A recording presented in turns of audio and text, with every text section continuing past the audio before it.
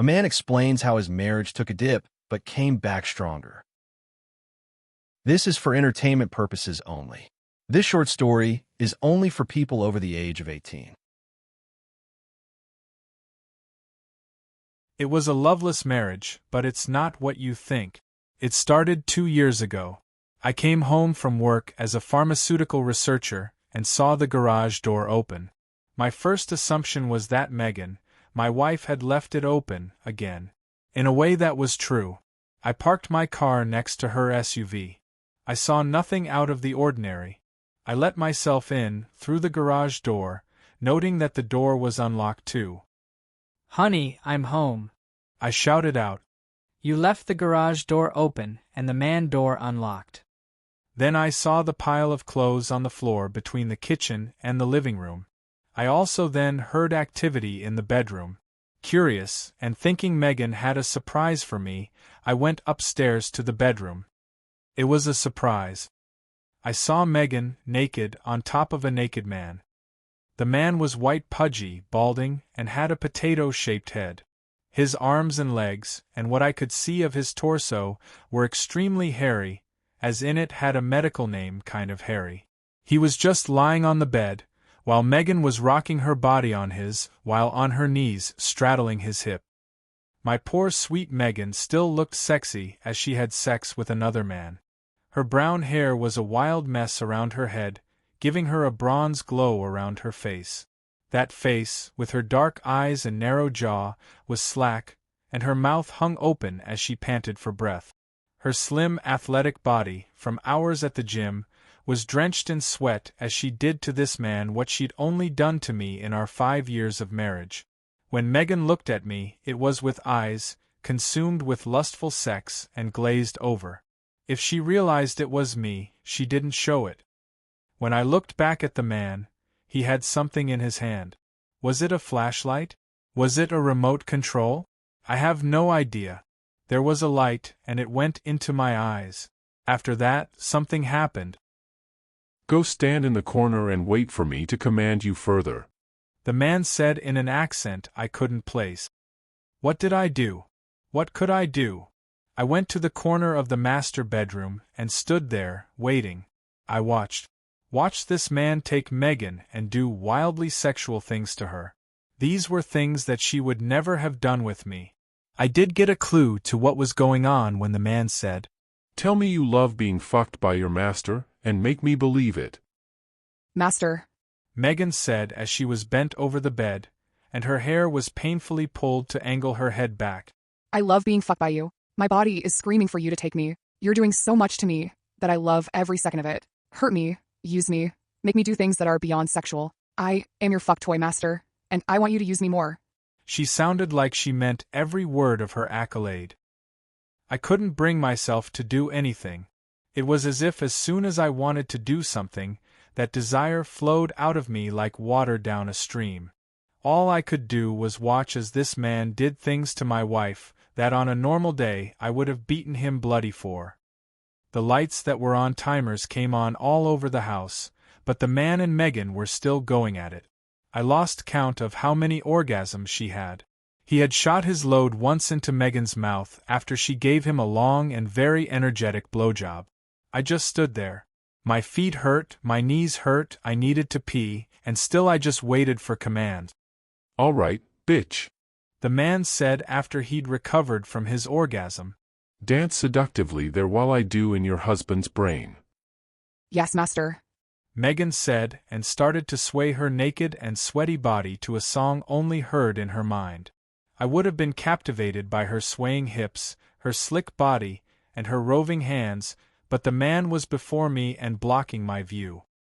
"You don't love your wife," the man said simply. Just like that. The feelings, the warmth, the desire for Megan seemed to drain out of me like sand through fingers. I didn't love Megan. I still cared about her. I still lusted for her. I didn't love her. I couldn't even remember what that love for her was like. "You will support her, financially, emotionally, and all that shit," the man said with a wheezing breath. "She'll do things so far outside the norm, people will talk. I task you to make sure such talk is squashed.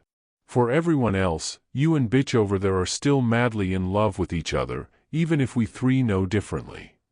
I looked at Megan. I only saw lust in her eyes as she couldn't rip her gaze from the hairy man's backside. She was breathing hard, and given the way she was dancing, I guess was on the edge of an orgasm. It seemed so odd that now I saw her as nothing but another woman in my life, and not my wife. You will never hinder my use of your wife. The man said, and with a grin stated.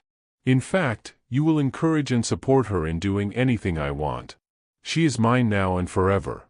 You will make sure she stays that way. Say, yes, master. Yes, Yes, master. master. I said and heard Megan echo the words. The man laughed at this and then went over to Megan. I don't know why he whispered into Megan's ear. It isn't like I could do anything. Megan's eyes went wide, and she let out a scream as she climaxed. Her orgasm was so powerful she dropped, her hips bucking as she went down, painfully by the sound, to her knees. She was still bucking when her eyes rolled up into her head, showing the whites, and then fell face first onto the bedroom carpet. Megan's body shook a few times as the orgasm rippled through her, and then she stopped suddenly, and relaxed to the point the rest of her body collapsed limply to the floor. I hope you didn't like that ass. The man said, indicating Megan's rump that was round and perfect, sticking slightly up in the air from the rest of her unconscious body. That ass is mine now. You can count to 500, then carry on with your meaningless life supporting my obedient sex slave. I silently started counting, fast.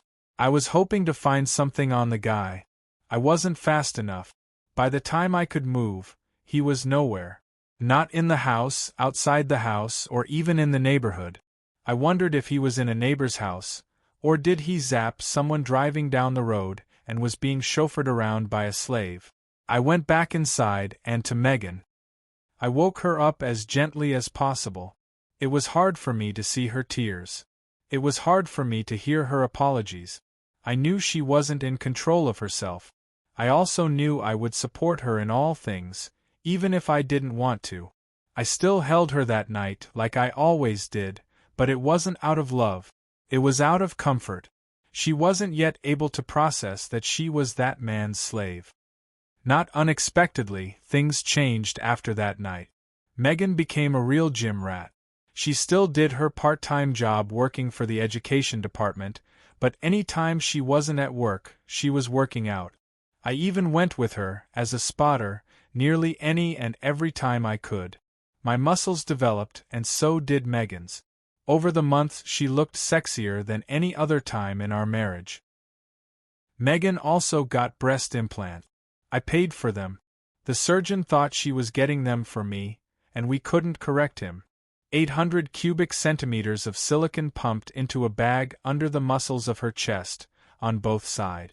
Given her fat loss from exercising so much, it was dramatic. A week later, Megan was healed enough that she could start exercising again, and now she was wearing small, short, skimpy outfits that really showed off her body. The other men at the gym were giving me thumbs up like I could enjoy that body. I couldn't. Weekly, Megan would put on a sexy outfit, the kind never to be worn outside, and get a picture of herself. Sometimes I would take her picture, and sometimes it would be in the reflection of a mirror. She would send the picture off, and I knew who it was going to. 2 years of this. Megan, smarter than I am, made sure to let me know she needed my support in many things. Some of those things were tension relievers. The best tension reliever for her involved sex, in any way she wanted. I had to support her. Oftentimes I would give her relief while she was wearing that week's sexy outfit. I think she believed I was getting to enjoy her body and not him, as a way to stick it to him. I couldn't deny that it was nice to have her before him, even if she did belong to him. 2 years of this. Then I got a text to skip the gym and come home. I did and found Megan crying. She'd just gotten a text from him. He was coming the next day. We were to have food and wine for him. He also expected to use Megan, or at least her body. Her conflicting emotions made her break down. I asked Megan what I could do to help. Megan always was smarter than me. I couldn't do anything to hinder him from using Megan. I could support her in making sure he was asleep soon after eating. With my job dealing with pharmaceuticals, I knew what it would take to make him pass out. Megan, commanded to always want the man, was never told what she wanted him for. She wanted his mind control device. She was supposed to use it to free me. When I was free, I could free her. You know, Megan said, tapping her chin while standing over the man, who was passed out with his face in the remains of his steak and potatoes. I like you as being very supportive of me and doing everything I want. This statement from my wife should have chilled me. It was rather distracting that she had on a nearly see-through, two-piece, red lace lingerie. I know the plan was to free you, Megan said with a wicked grin. but maybe I'll keep just a little control over you. Megan has a different definition of little than the rest of us. I do everything I can for Megan. I cook, clean, and keep house. I work for money, I work to please her, and I work to keep Megan happy. I can't imagine how many nights I've rubbed Megan's feet until she fell asleep. This doesn't bother me at all. I love Megan. Every heartbeat I have is for her. I long for her looks, her words, and her touch. I never want to make her angry and do everything I can to make sure that it never happens. I know I am a slave to my wife, but I love every second of it. As for the man, Megan took care of him. After I freed her fully from his control, she zapped him after he woke up and took command. I was busy cleaning things up and making sure no one would ever know what had happened. I don't know what happened to him, and I don't want to know what happened to him.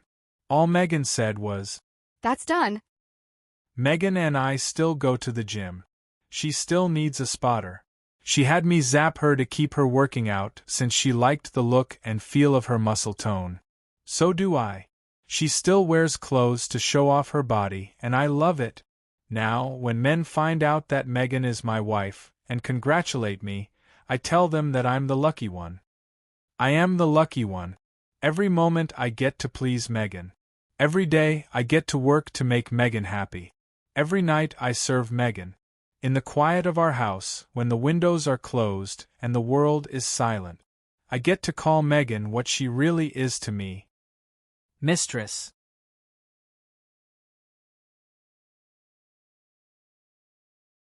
The end. This was a work of fiction.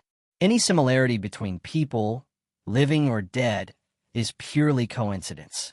This scenario did not, or should not, have happened in real life. Thank you for listening.